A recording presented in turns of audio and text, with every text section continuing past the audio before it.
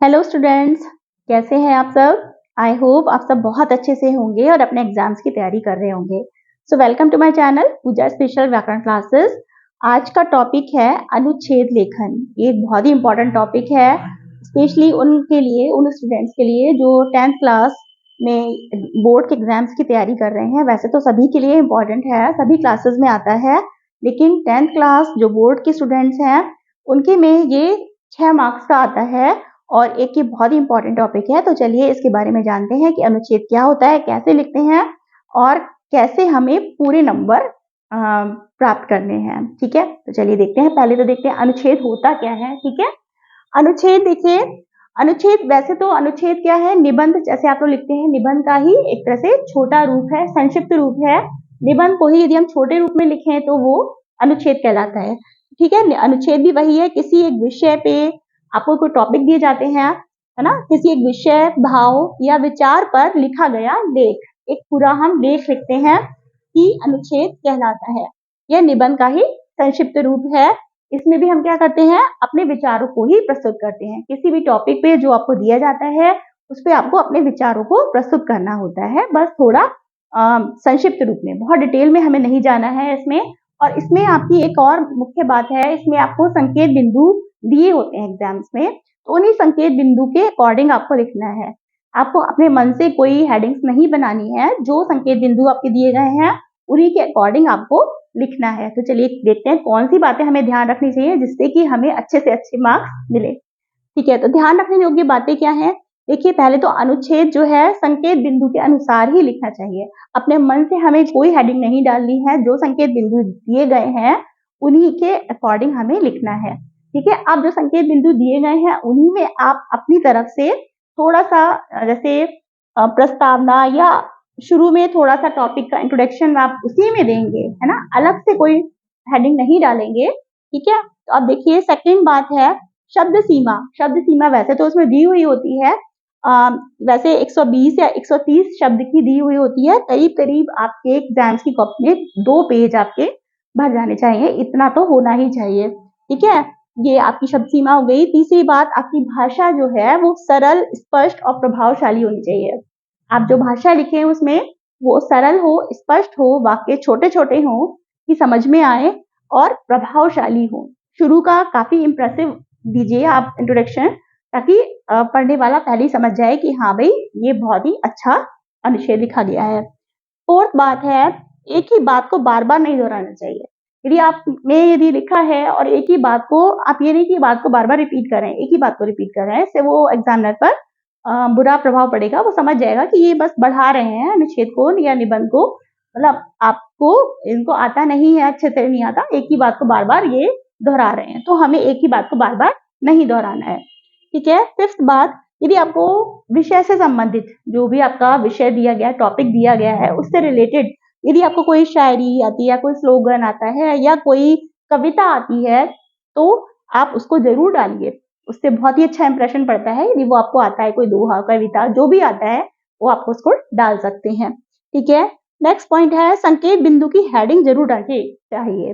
देखिए, आप लोग से कुछ लोग ये कहेंगे कि संकेत बिंदु में जो हेडिंग दी हुई होती है वो ना डालें, है ना, ऐसा नहीं है। संकेत बिंदु को ही, जो संकेत बिंदु दिए गए हैं उसी को हेडिंग बना के डालिए, हेडिंग बना के जरूर डालिए और फिर पैराग्राफ चेंज कर दीजिए। ठीक है, पैराग्राफ चेंज करते जाना है हर हेडिंग, यदि जो भी आप संकेत बिंदु डालें उसके साथ पैराग्राफ आप बदल दीजिए और पूरी लाइन नहीं छोड़नी है। एक पूरी लाइन हमें नहीं छोड़नी है, सिर्फ पैराग्राफ चेंज करना है और संकेत बिंदु की जो हेडिंग है वही डालनी है और हमें उसके आगे फिर अपना लिखना है। ठीक है, नेक्स्ट पॉइंट है अच्छे वाक्य या लाइन को रेखांकित जरूर करें। देखिए, ये भी बहुत इंपॉर्टेंट चीज है। यदि आपको लग रहा है कि आपने ये लाइन बहुत अच्छी लिखी है, किसी विषय से संबंधित जो भी आपने लिखा है, ये लाइन बहुत अच्छी है, ये लाइन बहुत इफेक्टिव है, बहुत इंपॉर्टेंट लाइन है, तो उसको अंडरलाइन कर दीजिए, रेखांकित कर दीजिए। ठीक है, तो ताकि वो एग्जामिनर जरूर पढ़े। ठीक है, नेक्स्ट पॉइंट है कि शुरू में थोड़ा सा टॉपिक का इंट्रोडक्शन जरूर देना चाहिए। जैसे कि मैंने कहा कि संकेत बिंदु में यदि आपको नहीं भी दिया गया है, आपको वो इसके अलावा तो डालना नहीं है, फिर उसी में आप थोड़ा सा इंट्रोडक्शन अपने टॉपिक के बारे में जरूर दीजिए। और आखिरी 2-3 वाक्यों में जो भी आपका संकेत बिंदु है, अभी मैं आपको एग्जाम्पल के साथ बताऊंगी, जो भी आपका है उसमें कंक्लूजन या निष्कर्ष के रूप में थोड़ा सा 2-3 वाक्य में जरूर लिखिए, ठीक है। इससे आपका बहुत ही अच्छा बन जाएगा। लेख आपकी राइटिंग सुंदर होनी चाहिए, क्योंकि ये लेखन ही है, इसमें जितनी सुंदर राइटिंग होगी उतने अच्छे मार्क्स भी मिलेंगे। तो राइटिंग थोड़ी सी अच्छी कर लीजिए, प्रैक्टिस कर लीजिए, तो अच्छी से अच्छी होनी चाहिए। चलिए फिर एक एग्जाम्पल देखते हैं कि कैसे क्या लिखते हैं। चलिए तो चलिए एक अनुच्छेद लेखन का एक एग्जाम्पल देखते हैं। वैसे तो ये इम्पोर्टेंट भी बहुत है।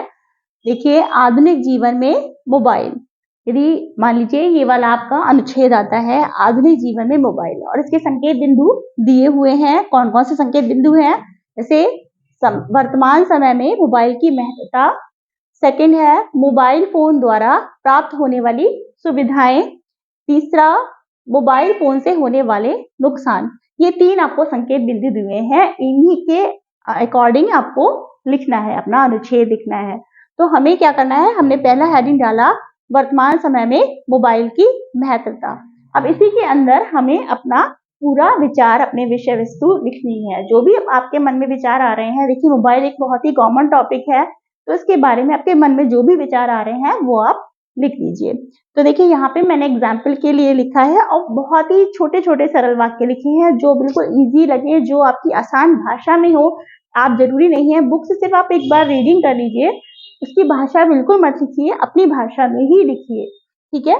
देखिए, मोबाइल आज विश्व में क्रांति का वाहक बन गया है। ये तो हम शुरू में ऐसे बताएंगे ही कि एक बहुत बड़ी क्रांति ला दी है विश्व में। तो मोबाइल आज विश्व में क्रांति का वाहक बन गया है, इसने मनुष्य के जीवन में क्रांति ला दी है, पूरा चेंज हो गया। आज से सभी के जीवन पूरा से चेंज कर दिया है। बिना तारों वाला मोबाइल फोन, है ना, तार नहीं है फोन, आज हर व्यक्ति की जरूरत बन गया है। इसके बिना आजकल तो हम लोग कुछ भी नहीं कर पाते हैं, सभी काम इसी से होते हैं, ठीक है। तो यही हमें बताना है, यह मनुष्य को दुनिया के प्रत्येक कोने से जोड़े रहता है। बिल्कुल मैंने आसान वाक्य लिखे हैं जो आप अपने आप लिख सकते हैं, इसमें कोई भी कठिन वाक्य बुक का नहीं है, ठीक है। तो आधुनिक समय में प्रत्येक काम हम मोबाइल फोन द्वारा ही करते हैं, चाहे वह शिक्षा हो, मनोरंजन हो, जरूरी बात करनी हो या बिजली का बिल भरना हो, सभी काम हमारे मोबाइल के जरिए, मोबाइल के थ्रू ही होते हैं।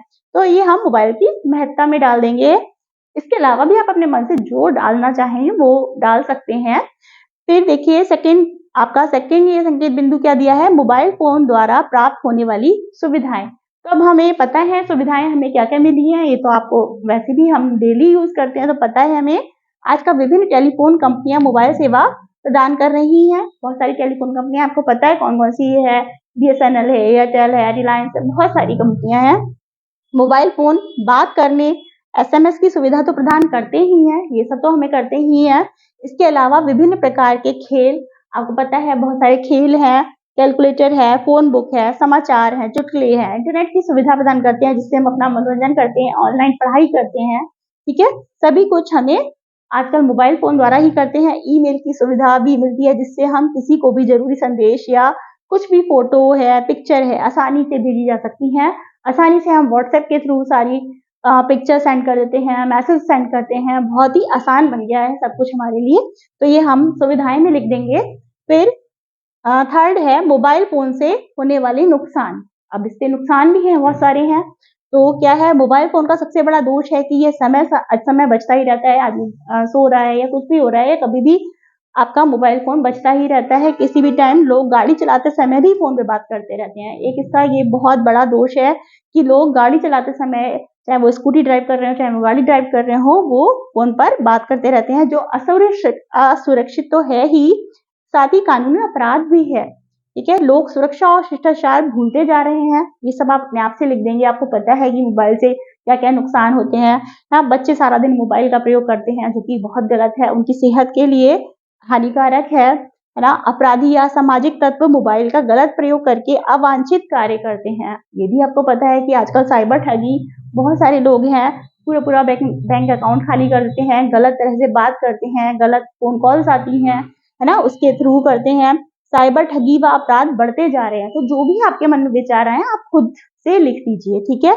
अपराध बढ़ते जा रहे हैं, इसके अधिक प्रयोग से क्या है, इसके अलावा ये सब तो है ही इसके, लेकिन ज्यादा से ज्यादा, बहुत ज्यादा यदि हम इसका प्रयोग करते हैं तो क्या होता है, कानों व हृदय पर भी इसका बुरा प्रभाव पड़ता है।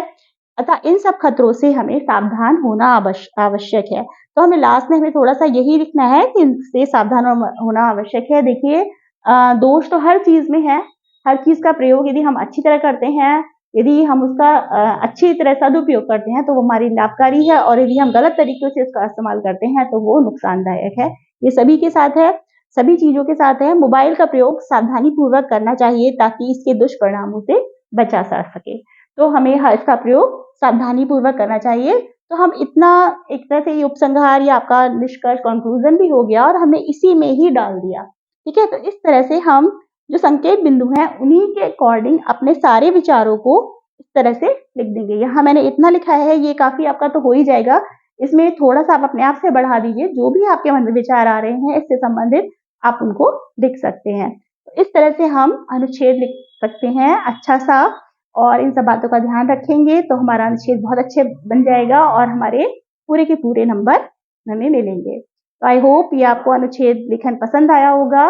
तो यदि ये वीडियो पसंद आई हो तो लाइक कीजिए, शेयर कीजिए, सब्सक्राइब कीजिए और कमेंट करके बताइए कैसा लगा। इसके अलावा नेक्स्ट वीडियो में मैं आपको बहुत सारे जो इम्पोर्टेंट अनुच्छेद हैं वो बताऊंगी और उनको लिखने का तरीका भी बताऊंगी। तो चैनल को सब्सक्राइब कर लीजिए। तो नेक्स्ट वीडियो में हम लोग इम्पोर्टेंट अनुच्छेद के साथ मिलेंगे। Thank you so much.